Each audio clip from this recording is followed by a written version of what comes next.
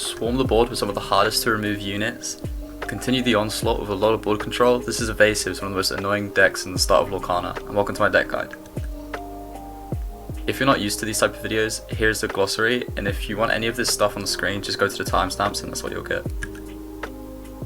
The keycards for this deck, I've got Pongo here, but basically this can be any Evasives. Just all the Evasives are very difficult to remove. Basically the only way to remove them is for like spot removal, like Dragonfire, or if another character has Evasive, they can also challenge your Evasive characters. So I've got Pongo here, but this can be any of the Evasive units.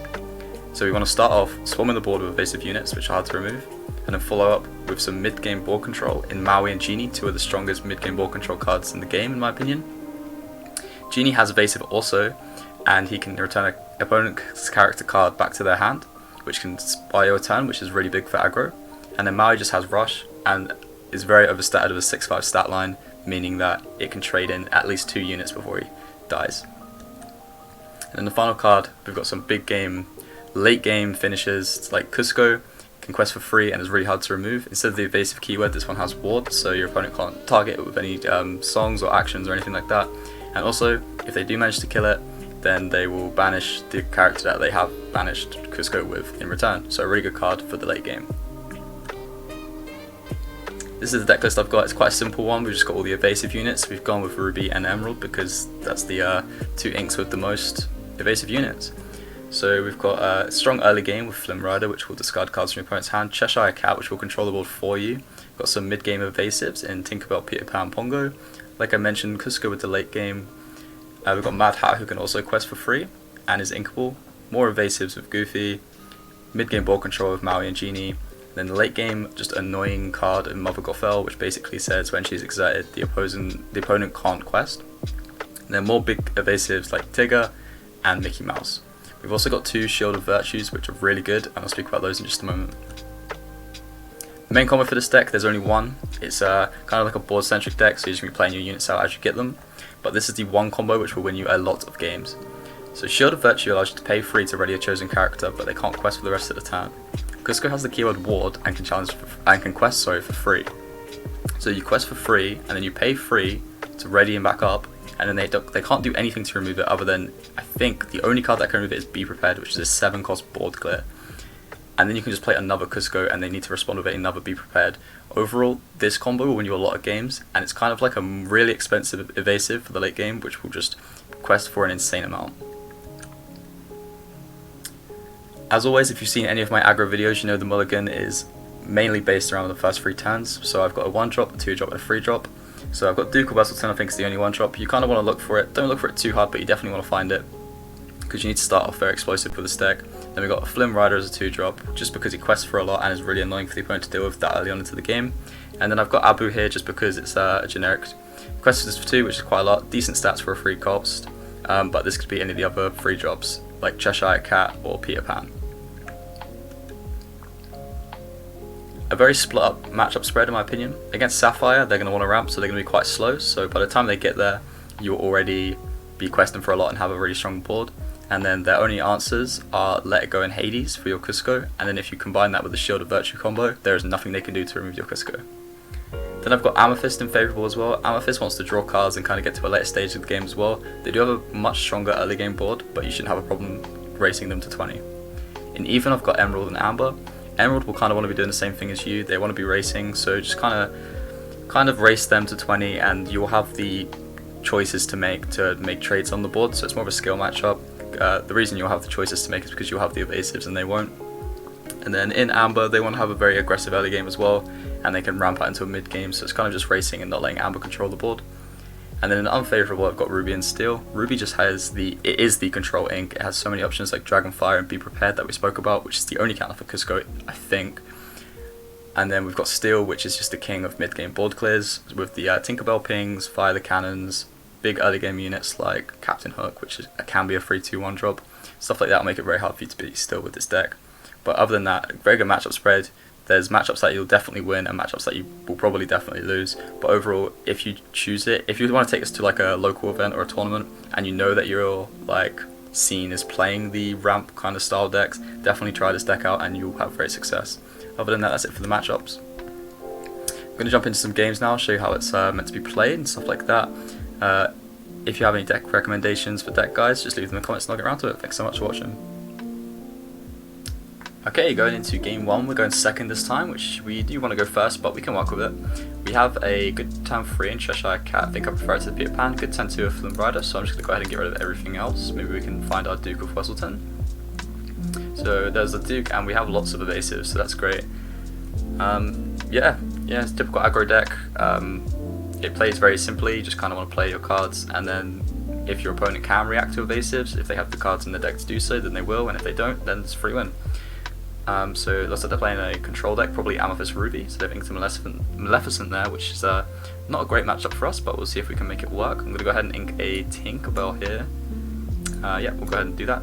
It's important to note that Tinkerbell and Pongo are kind of the same card. Tinkerbell does give you the option to give one of your characters evasive this turn, but it doesn't really do much because if you quest with one and then pass, they just lose the evasive anyway, so it doesn't really matter too much. Yeah, so Lorcana's finally released. Had my pre-release swamp yesterday, went 3-0, which was nice. How did you guys do? Let me know in the comments. Any good pulls? I bought one booster box and got some good stuff. Not enough to make a full deck yet, but you know, it's still early days. So we'll see. Maybe the meta will completely change in the first week, which it probably will. I'm thinking of making some more videos on redoing a lot of the earlier videos that I did. Just kind of seeing where the decks are at now. So I think we're good to ink an Abu. I think Cheshire Cat might be a slightly bit better. And then we can play a Flynn. And then I'm not going to quest with the Duke just because it'll get traded by the Felicia. So I kind of want a card to hit into it, especially since that's 0 attack, that'll be a free trade. It's interesting to see the kind of Lorcana meta evolving as well. I think there's a mill deck that's going around, which is a counter to control, which would be interesting to see. I haven't played any games of it yet, but I'm sure there'll be a guide soon enough.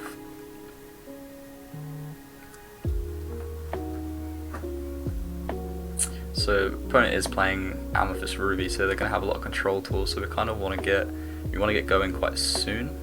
They are drawing cards though, so they are kind of spending their early turns. So we can definitely ink this Tigger. Tigger's just there for like one of those late game options where they've kind of used all their tools.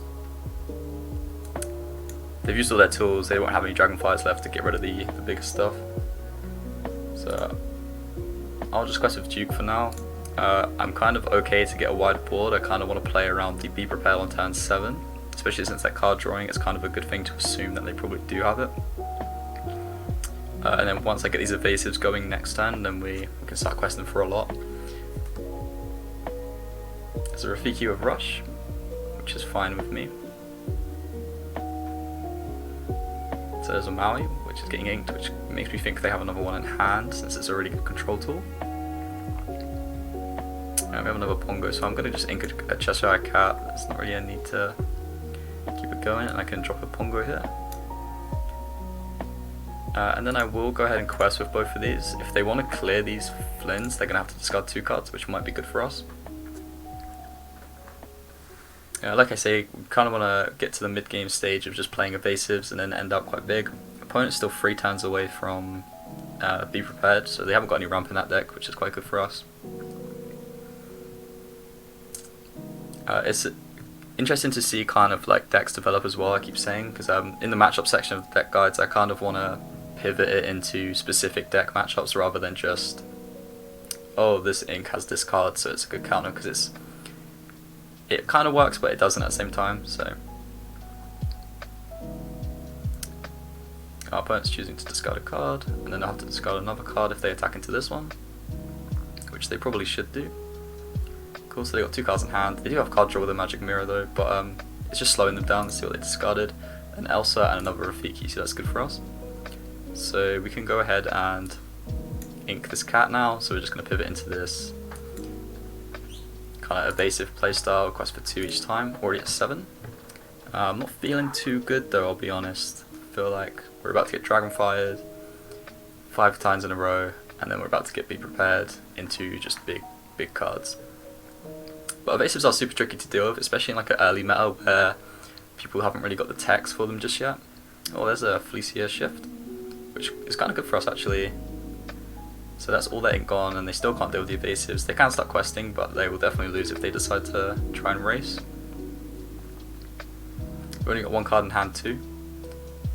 And this deck does run a lot of card draw, but obviously if you've not got it in hand, then you've just simply not got it. So they do have the Magic Mirror to kind of back up for that, but spending 4 to draw a card at this stage in the game is just really good for me.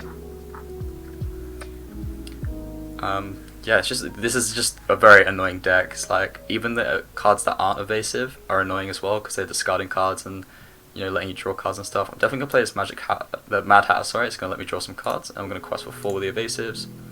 And I don't really have to ink anything, I don't think.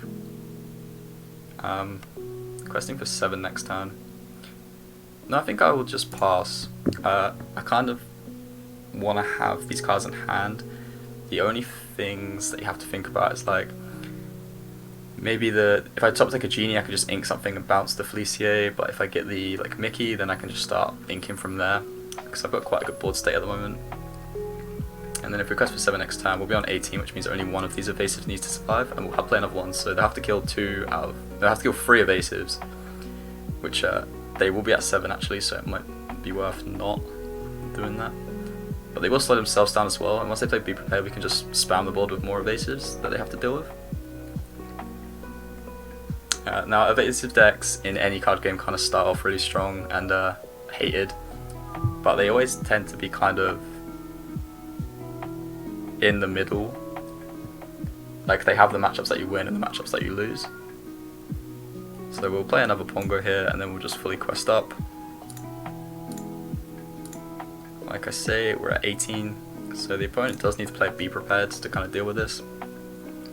But that will cost them 2 cards basically and clear their whole board, and then we can just use our new evasives that we've just drawn to get to the extra 2.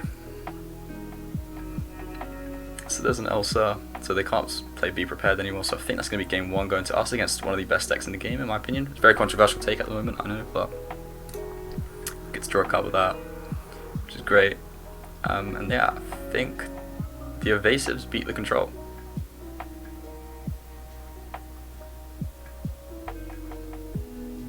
So they're going to have the Gaston, but I don't think it does anything. Even if they have a rush card, there's nothing they can do to deal with the 3 massive evasives on the board. It's always got a different name in every card game. It's always like elusives, evasives, or like, I don't know. But yeah, just waiting for the opponent to kind of make a choice, and then we can quest and win.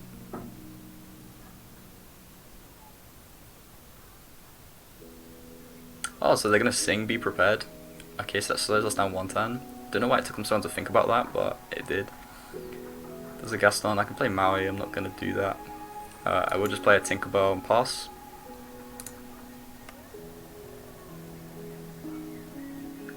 So there's a Dragonfire from our opponent. This is kind of the control aspect I'm talking about, so we're very close. We just now need to get Cusco, basically. So I'll play Goofy and pass, and then just kind of hope that they're not drawing Dragonfire after Dragonfire, and we'll be good. I mean, they can even play Be Prepared, but that's such a... Yeah, so there's the spending 4 to draw a card, and there's nothing they can do. I think that'll be game to us. There's Elsa, nothing they can do. And that's a really strong game 1, going down. Okay, game 2 going first this time. We do see the Cusco that we didn't see last game. It's fine, we'll go ahead and discard kinda everything. I think I might keep the Abu. No, I'll get rid of it. It's okay, maybe, no. I'm not sure, it's fine, it's fine. So I'll get rid of the Peter Pan because we got 2. Maybe you can get rid of the Goofy there actually, but we can just get rid of that next turn instead. Get my turn 1 drop down.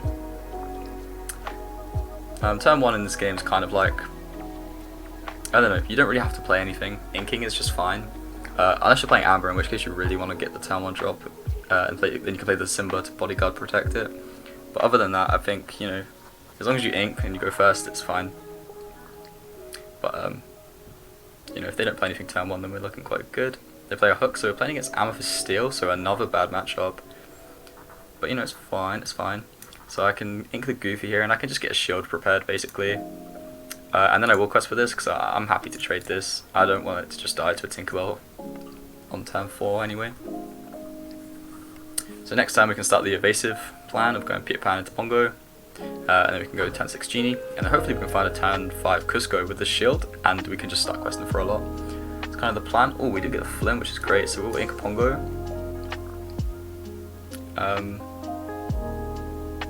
But I still will play the Peter Pan actually. I think the evasives are just going to be quite good. And then Flynn would have been good a turn earlier, but it is what it is. I was going to ransack. Hopefully they don't play a 3-cost Tinkerbell. Okay, they don't. It's good because if they play turn 3 Tinkerbell, they can shift it into turn 4 for the 6-cost Tinkerbell and just obliterate our board from there. Basically, there's a Cheshire Cat, which is good as well. But we can ink the Flynn actually, just because the hooks are really good at trading. So we can go for another evasive, and then we can quest for 2 more. Already kind of getting there. I think because we've already got the shield set up, as long as we find Cusco, we're feeling really good, because then we can go into the Genie game plan, and Genie can survive 2 Tinkerbell like pings, the 6-cost one. Yeah, I feel like the meta is kind of bouncing right now between, it started off I think as like Tinkerbell, no, it started off I think it was like with like aggro decks, which kind of card games always do, and then it went into like Tinkerbell to control that, to beat the aggro decks, and then it went into full control with Ruby Amethyst, which then beats the Tinkerbell decks, which means yeah, we're setting up for a really good meta game, I reckon. I'm just going to shift into Hook, which is fine. It's only questing for 1, and it, like, you know, it's just a big card, doesn't really do much. There's a Maui, so do I want to play the Maui? I think I can just get rid of it actually. I'm not going to need it for much. I guess I can save it to get rid of the Tinkerbell, so I will just play the cat. And then yeah, I will just quest to 8. So already putting a lot of pressure on turn 4. Opponent's not shown any sign of Tinkerbell. But what I'm going to let them do is I'm going to let them play their Tinkerbell and then attack into it thinking they're safe, and then play the Maui to blow it up. It's kind of what you want the Maui and the Genie for. So as I said in the deck guide, we've got our early game board set up, which is quite scary for the opponent. We've got a lot of quests going on the board, and then we've got our mid game board clears, and we've got the shield set up for our late game Cusco. So this is all going to plan. But we are playing against a really difficult matchup in Steel, which is definitely the hardest one. I think Ruby is doable because you can just kind of, you know, you can be prepared once, but you have the recovery in this deck to get around it. But against Steel, they just have it like an onslaught of it all game. So they're going to play a Queen, which can let them draw some cards, which is fine for them. Yeah, I think I can even blow the Queen up with Maui. Just want to utilize Maui as much as I can, really. And we can use Maui to clear Queen and Tinkerbell, because we can use the shield to play Maui, attack into something, pay 3 more, and then attack into something else. That does cost us 8 ink, of course, but it's fine. Like I said, we just kind of need Cusco. Goofy is good, but I have to ink something for it. But I think do I want to ink Maui for another Goofy? I think I will. But like I say, they haven't got like a Be Prepared or anything like that. So we can just go ahead and quest for a lot of points from 13. It's already 7 away on turn 5, and the opponent doesn't have a Tinkerbell basically, so we're looking good to just keep the pressure on. They do have cards like Fire the Cannon and Smash to deal with the Peter Pan and the Pongo. That's just a concession. Opponent couldn't really do much there, didn't find that Tinkerbell, so that's a win for game 2. Great. Okay, going first this game, I'm so upset. I just had the most insane comeback against a Amber Emerald aggro deck, but you know, it is what it is. We're going first this time. Hopefully I can get a game just as good as that one. So we will get rid of Genie, Mad Hatter, and then we do have Cusco and Shield, but that's for like super later on, so we'll get rid of those. And then yeah, we've got our turn 1, 2, 3, and we've got our Maui for the mid game, and we can just ink this Mickey. Or I guess we can ink the Duke. So we'll plan out our first couple turns to see if we want to ink this Duke or not. So we'll go turn 1 Duke, we'll go turn 2 Flynn, turn 3 Peter, turn 4 Pongo, turn 5 Maui, so that the Duke doesn't come up any point in the next 5 turns, so we can definitely ink it. So it's a good idea to kind of look at, we could either ink the Mickey or the Duke. If we kind of plan out and we're like, oh, okay, turn 3 we might want to play the Duke, we'll keep it and ink the Mickey, but if not, we can just keep this for late game, it might show up. Opponent inks an Anna, so we're playing as Amethyst again. There's an Olaf, which is fine for us. There's another Duke, like I say, we didn't need it last time, so chances are we're definitely not going to need it this time. So we can ink it, go for a Flynn, and quest for the Duke of Pass. This deck has really surprised me. It's beaten basically a lot of the decks that I consider to be like the meta decks, it's beaten them and it's been very consistent. I haven't bricked a single time. It has the combat potential, which was in the game that corrupted. It has the aggression, and it can go late with big cards like Mickey, because as soon as they use all their kind of removal spells, when you drop a big Mickey, you're questing for 4, which is a lot of points. So they won't have anything to deal with that. So there's another Duke, so we can get rid of that one, just like we did with the other two, which is good to get rid of them now, so we're not going to run into them later. And then we can just quest of everything. Yeah, if the opponent wants to trade into them, that's fine with me. We're transitioning into the evasive plan now, so you know they're not going to be able to attack into these cards really. And yeah, so Maui's super good for like you kind of just can wait.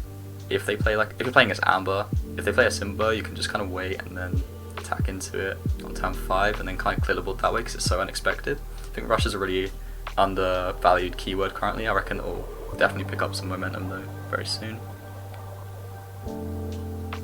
I'm not sure what the opponent's choosing. I think it might be to discard a card through Flynn, so they're going to clear the Flynn, which is fine as well. Yep. What did they discard? Let's have a look. A stopwatch, or a pocket watch I guess. There's a Rafiki, which isn't going to do much. So I think I'm good to ink the Mickey here. And then I can go into a Pongo. I'm not going to trade into this Felicia, I'm just going to quest. Because they can't attack into it, so we're good to just ignore everything they do and just quest up. Like I say, get to the mid game stuff like Maui and Genie, and then get to the late game stuff of just big cards that quest for a lot. So opponent is playing Ruby Amethyst again. So really popular deck, like I think, and I think a lot of people think as well. It's kind of the deck to beat currently. Has a lot of tools, especially against Evasives. It has Be Prepared. I know I've mentioned Be Prepared a lot in this video, but it's like kind of the only card that messes this deck up at the moment. Opponent is going to quest, which is fine with me. They can't really race me at all. We do draw a Genie, which is fine. I will just go for a Peter, and I'm not going to ink anything this turn. And then I'll quest for a further 3. Opponent does have the chance of Dragonfire here, but because our board is wide, Dragonfire, I mean, I guess it can get rid of Pongo, which is half our quest points. But yeah, we still have more units to play with the Dragonfire. It's not kind of over for us. And then we are still just waiting for the turn 7 Be Prepared. So let's see, they've still got a lot of cards. They've only got 3 cards in hand, which is fine. We can thank Flynn as well for getting rid of a card. It's always good. I'm going to shift into the Felicia, which doesn't help against evasive, so that's fine. It does quest for a lot though, but even if they choose to race us, we will just have a pretty good hand against that. If they do quest with the Felicia as well, we can just do the surprise Maui. I think in a lot of these like early aggro decks, Ruby's not really in it much, so people aren't playing around just this massive like meatball card to just come in and just like obliterate one of their like expensive ones. So they are going to quest, so definitely want an inkable card here, and then I can just Maui that. We do find Goofy, so that's interesting actually. I think I'll get rid of Goofy and just hit into this Felicia. I think it's just worth it. And then Maui does survive with 1 health, so they're still going to have to trade another card into it. Then we can quest up, and we're already just threatening like something huge. Opponent's still 2 turns away from the Be Prepared that I keep talking about. Play their own Maui, trade into them, which I don't think is really correct. I think you're fine to just hit Rafiki into it really. But yeah, they're just pressing buttons trying to figure out how to beat the evasives, which in the early stages of Lorcana people are going to be doing that. They'll be like, how on earth do you deal with the evasives? So we'll just use Tink, and then we will quest up, 4 points away from game. And like I say, I think we've played 2 games in this video against what people consider to be the best deck, which should be a counter. It's just not. They missed it. They missed the ink last turn, I think, so they're not going to have 7, so they can't Be Prepared us. I don't think there's much they can do really. It's just the most annoying keyword ever. Yeah, I'm super hyped to maybe take this to a locals in the early game, in the early stages of Lorcana. Opponent's got 1 card in hand. They're just going to quest. I think that's it. So we're currently 3-0 in the video. I think with this deck in general, I'm like, I think it's like 6-0, something crazy. Yeah, there's game 3 win. I'm gonna do one more because it's quite short, and then yeah, we'll get to the next one. Okay, 4th game here. So currently unbeaten on this deck against some really good meta decks. Gonna get rid of everything other than the Flynn. I really want to pull off the Cusco shield combo, but we're winning before we even need it. So that just shows you the utility of the deck. We have this insane late game like Exodia almost combo, but we don't need it because we're just winning too quick. So opponent's playing Sapphire here in Kino Mufasa. They're going to develop, so this should be a good matchup. It would be quite funny if we lose to the decks that should be a good matchup and then beat the decks that should be bad matchups, but you know. So we found 3 Goofies and a Tigger already, so I'm going to get rid of a Goofy. No turn 1 drop, which is, yeah, honestly it's kind of fine. If it was against like a different aggro deck, then it would kind of be like an issue, but you know, we're looking alright. So a Scar getting inked there, so I think we're against Ramp. There's a Grammar. Cool, so there's Peter Pan, so I'm going to just ink another Goofy here. And then we'll go Flynn. So a lot slower of a start than what we've had in the last couple of games. But I think we can still make this work. Like I say, we just need to shield. We do run 2 of them for the Cusco later on, and then you know we can quest for free every single turn really. And the next turn I can start the evasive plan. And then Sapphire doesn't have a cheap way to deal with evasives, so we'll be good. They do have like cards like Robin Hood and stuff, but I'm not seeing many people play the evasive like tech cards like Robin Hood and stuff like that. But they are already on 5 ink, which is quite scary. I will ink this. Do I want to ink another Goofy? I'll ink this Tigger just so I've got options. And then I will go for a Flynn. The reason I'm going for the Flynn over the Peter Pan is because I want them to discard their cards. And these quests for more than Peter Pan, and right now they haven't got a reliable way to deal with like these cards that are questing for 2. So we just want to kind of accelerate. And then if we don't draw a 4 drop, we can just play Peter Pan. They get rid of a Let It Go, which is crazy. Okay, there's the Robin Hood, which is going to be, you know, kind of annoying. But they only have 4 health on it. So we can get to Tigger, then we're looking good. Opponent's going to quest with Grammar instead of killing the Flynn. Or killing itself with a Flynn. We do have Maui, which is great. So we can get rid of a Goofy here. And play this Peter Pan. And then if they hit into a Flynn with a Robin Hood, we can Maui it, and then we can just go straight back into the evasives. But yeah, already on 6, opponents got 4 cards in hand. If they choose to deal with this pressure I'm putting on, they're going to go 2 cards in hand. And I think, right now I think we've only seen Sapphire cards. Okay, so they're playing Amber Sapphire. Which, does that have any options to deal with evasives? I don't think it does. They have Aerial. This card's really good, it can sing for 5. Obviously they can't do it this turn, they'll have to do that next time. So we can play Mad Hatter to maybe draw some cards if they don't attack with this Robin Hood, which I feel like they shouldn't do. So we go Mad Hatter, which will draw us cards, and hopefully we can find the shield. So they're going to use Let It Go on the Peter Pan, which I don't think is correct. I'm definitely going to Maui this Robin Hood. Okay, cool, so we can ink this Mickey. Actually, no, I have no evasive, so there's no need to use the Maui just yet. I think it's better to go into the Mad Hatter. They haven't got any damage really on the board. So I can just go ahead and do that. And next time I'm questing for 7, and then we can just play Cusco, and they have no way to deal with that. So as long as I can quest for all 3 of these cards next turn, Cusco will win us the game.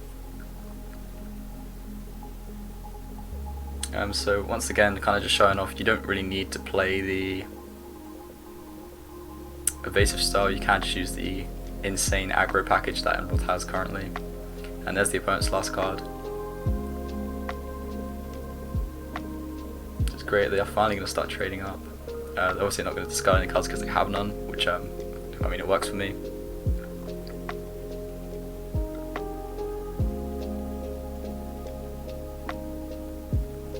And I'm assuming the Mickey's going to go into that. then hopefully they quest with the Robin Hood, which they do, so I can just play the Maui. I might even just play the Cusco, honestly.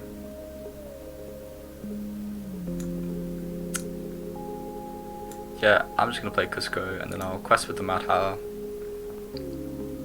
And then I'll play this Duke just as like a cheeky, like, 1 extra. It might help.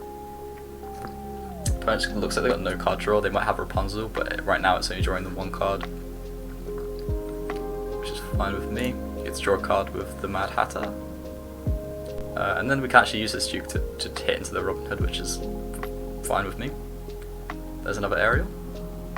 The aerials do quest for 1, I'm pretty sure, so not too scary. Opponent's still on an empty hand. We've got a couple options. Gonna work out if we can race them here, or if we need to Maui one of their cards. Which I don't think we do. The opponent's just kind of searching for stuff here. Let's see what they get. Hopefully it's nothing too scary. It is with a Rapunzel, which is going to give them some card draw. I think they can use the Lantern, yeah, to do that. Or they can draw 2. If they heal the Robin Hood. Questing for 10.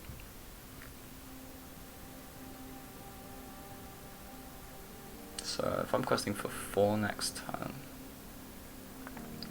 So they're questing for 9. So realistically, if I can find a way to get lethal, okay, so we can totally go for that actually.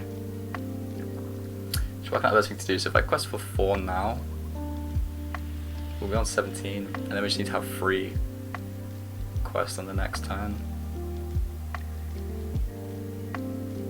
Which I'm not quite sure if we can, but I do want to have the evasives going. So what I'll do is I'll use Maui to hit into the Robin Hood. And then I'll take out 1 aerial, I think, with this Duke, maybe. So I'll definitely cut the Cusco. Put 4 away. So that'll be 3.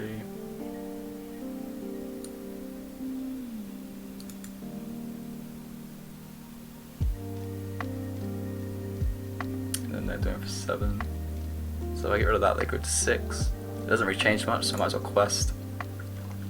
Doesn't really change anything. I think we're going down here, which is interesting that I lost to Sapphire and beat both of the Ruby and the Steel deck. But you know, I think the main issue was, I'm not sure, our start was quite like slow, and I think that might have been the main issue.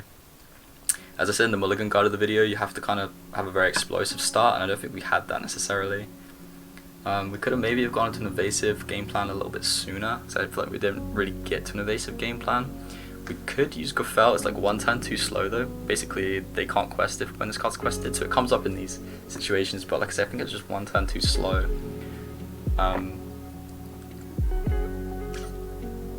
Yeah, but we've still definitely got a chance. If we top deck a Cusco, I think we can win here actually.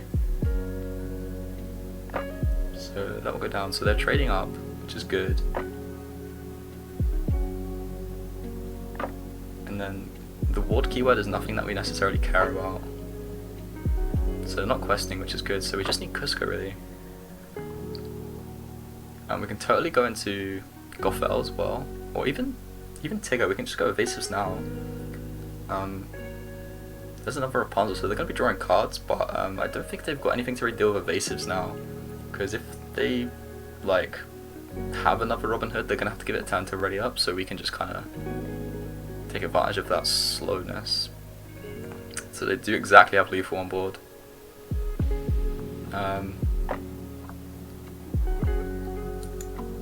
Let's see if they realize it. If they don't realize it, then we win. If they do realize it, then we lose. But you know, still think we deserve to lose even if we get the win here, because they can just quest with everything and win the game.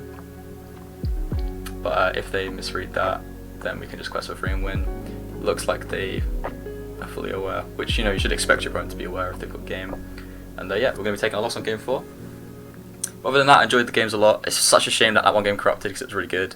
But that's Evasives. Thank you so much for watching. Like I say, any recommendations, leave in the comments, and I'll definitely get around to it. And I'll see you in the next one.